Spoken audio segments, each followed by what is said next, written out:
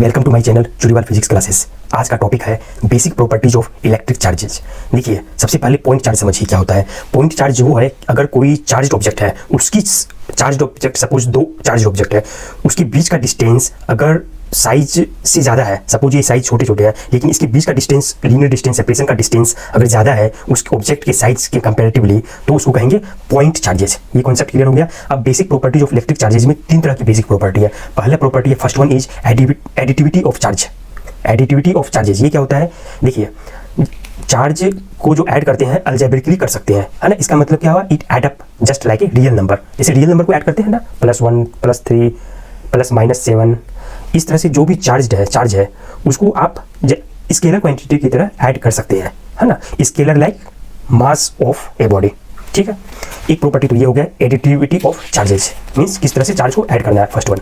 Second property is charge is conserved.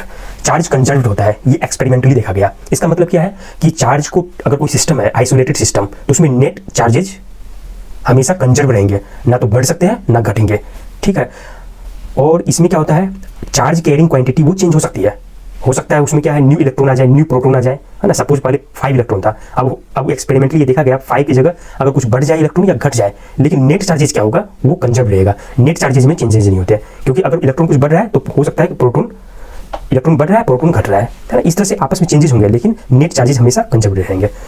तीसरा क्या है, third property is quantization of charges. Quantization means all free charges, जितने भी free charges है, integral multiple of basic unit of charges. मतलब basic unit अगर कुछ है उसके मल्टीपल में ही होंगे। एक इलेक्ट्रॉन पर जितने चार्ज होते हैं उसी के मल्टीपल में हमेशा चार्ज रहेंगे, कहीं भी चार्ज होंगे, तो ऐसा नहीं कि फ्रैक्शन पार्ट में होंगे। ये कॉन्सेप्ट है पॉइंट चार्जेज। इसमें क्या होगा,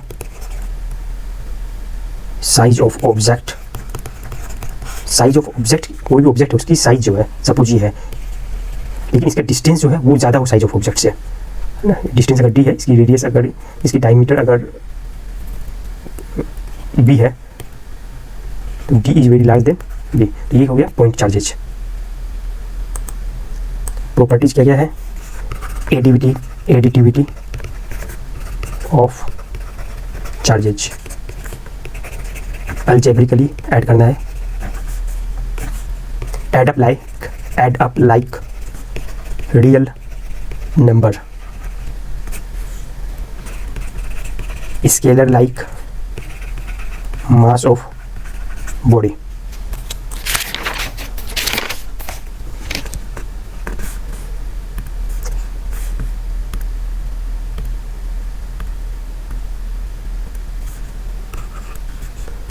second property, charge is conserved. ये क्या है, एक्सपेरिमेंटली चेक किया गया। एक्सपेरिमेंटली क्या था कि total charge of an isolated system is always conserved.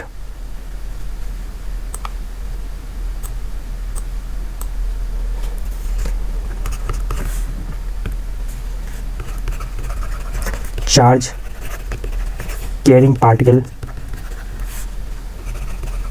may be created or destroyed, है ना, but not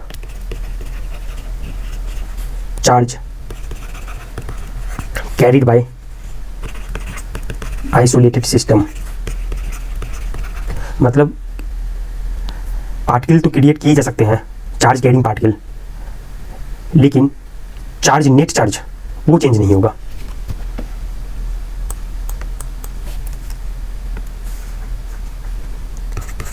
third property, quantization of charge.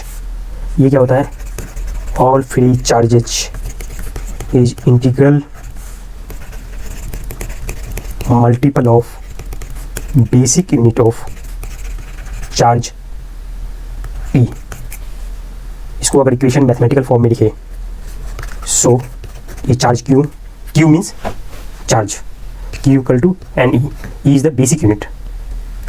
ये सारी कुछ एक्सपेरिमेंटली, ये जो भी चीज़ लिखा गया है कि ये कंजर्व होते हैं, ये भी एक्सपेरिमेंटली देखा गया।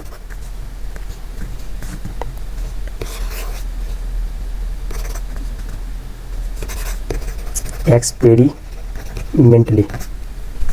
और इसमें जो n है, n इज निगेटिव और पॉजिटिव।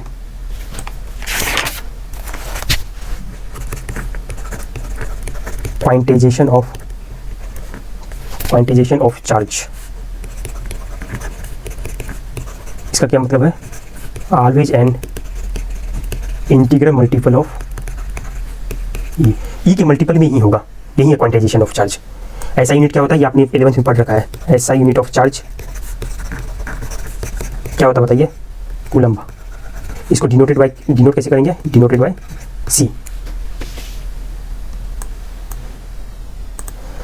अब देखिए 1 कूलम्ब होता क्या है? अब चार्ज का जो यूनिट है वो 1 कूलम्ब है। आपको अभी बताया ना कि जैसे चार्ज का एक, अब किसी को बोला जाए कि 1 कूलम्ब चार्ज था, आपको सुनने में तो लग रहा होगा 1 कूलम्ब बहुत छोटा है। 1 कूलम्ब तो एक यूनिट है। 1 कूलम्ब चार्ज, इसका मतलब हुआ कि आप वहाँ पर 1 coulomb charge, 1 coulomb of charge, अगर यहाँ पर निगेटिव चार्ज है तो इसका मतलब है 6 × 10⁻18 इलेक्ट्रॉन।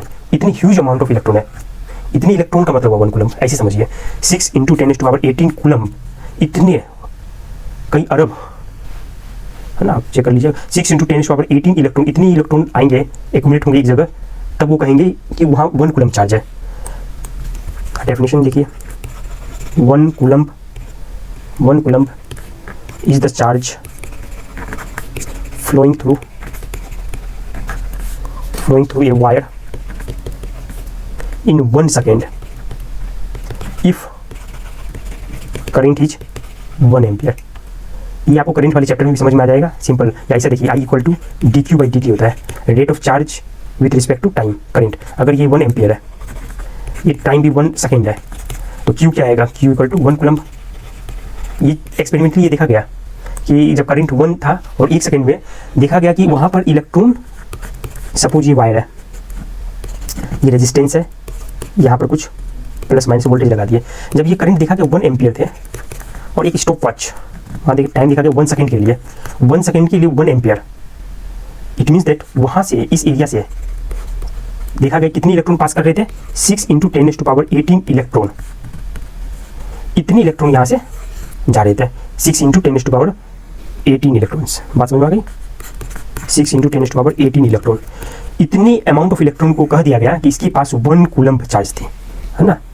इतने electron means equivalent to 1 coulomb.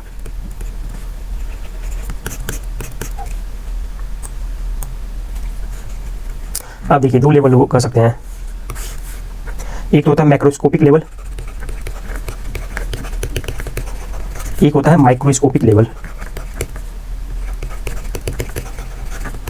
Macroscopic means, अगर माइक्रो मीन्स छोटा हुआ, है ना, छोटे लेवल पर बात की जाए तो छोटे लेवल पर वो क्या होगा और बड़ी लेवल पर क्या होगा। देखिए मैक्रोस्कोपिक में अगर बात की जाए, स्टेप साइज ई रहेगा। स्टेप साइज का मतलब समझ आ गया ना। जैसे आपको क्या बताया गया था, एन ई, तो इसमें एन ई का N means number of, N is the integer, suppose 2e, 3e, 4e, इसी में पॉसिबल है। यहाँ पे स्टेप साइज कितने हो गए? ई। तो यहाँ पर क्या है कि जब मैक्रोस्कोपिक की बात की जाए, मैक्रोस्कोपिक, तो वहाँ स्टेप साइज बहुत लार्ज होता है। तो ग्रेनी नेचर इज लॉस्ट, है ना, तो स्टेप साइज लार्ज है। सो अपीयर्स एज कंटिन्यूअस। बात समझ में आ गई? एक इलेक्ट्रॉन पर कितने चार्ज होते हैं? 1.0602 192 10⁻−19 कूलम्ब। या इसको ऐसा कर सकते हैं कि 1, सिंपल, इसको समझने के लिए ऐसा समझ सकते हैं कि अगर किसी जगह पर 6 × 10⁻18 इलेक्ट्रॉन, नियर अबाउट इतने इलेक्ट्रॉन है, तो वहाँ पर 1 कूलम्ब चार्ज है। तो 1 coulomb is very big unit of charge, very big unit of charge. इतनी ह्यूज अमाउंट ऑफ इलेक्ट्रॉन होनी चाहिए। 1 कूलम्ब कोई छोटा मोटा अमाउंट नहीं है। 1 कूलम्ब मीन्स 6 × 10⁻18 इलेक्ट्रॉन प्रेजेंट है वहाँ पर। मैक्रोस्कोपी को और अच्छे से समझने के लिए आप ये सोच सकते हैं, सपोज कोई लाइन है, वो पॉइंट से बना हुआ है। बात समझ में आ गई? लाइन क्या है? पॉइंट से बना हुआ है।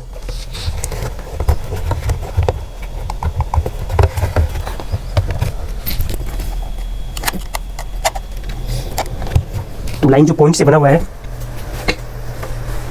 तो आप उसको रोटेट लाइन अगर है तो वेरी लार्ज डिस्टेंस से देखेंगे तो कैसा लगेगा, कंटिन्यूअस। तो मैक्रोस्कोपिक भी एक तरह से देखा जाए बहुत सारे चार्जेस का एक्यूमुलेशन है, तो वहाँ पे स्टेप साइज बहुत लार्ज है, दैट्स वाई वो कंटिन्यूअस है ना।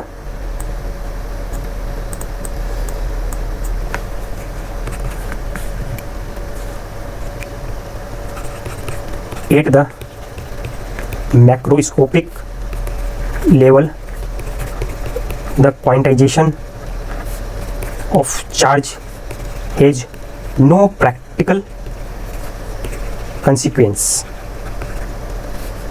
ठीक है।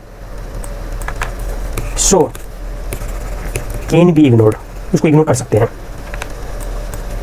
अब देखते हैं, आपको अब देखना है माइक्रोस्कोपिक।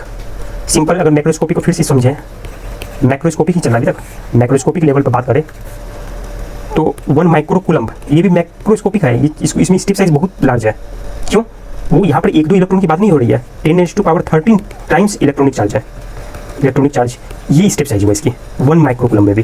तो 1 माइक्रोकूलम्ब ये नहीं सोचे कि ये बहुत स्मॉल क्वांटिटी है, नहीं, 1 माइक्रोकूलम्ब के लिए भी 10⁻13 टाइम्स इलेक्ट्रॉन होने चाहिए, इतने इलेक्ट्रॉन होने चाहिए। वहीं बात की जाए अगर माइक्रोस्कोपिक लेवल पर, माइक्रोस्कोपिक मीन्स बहुत स्मॉल, स्टेप साइज बहुत कम होना चाहिए, 10 सपोज 10 इलेक्ट्रॉन है तो ये माइक्रोस्कोपिक में आ गया, 100 इलेक्ट्रॉन कहीं पर, ये माइक्रोस्कोपिक में आ गया। वहीं 10⁻13 होता, 10⁻15 इलेक्ट्रॉन, तब ये हो जाएगा मैक्रोस्कोपिक लेवल। बात समझ में आ गई?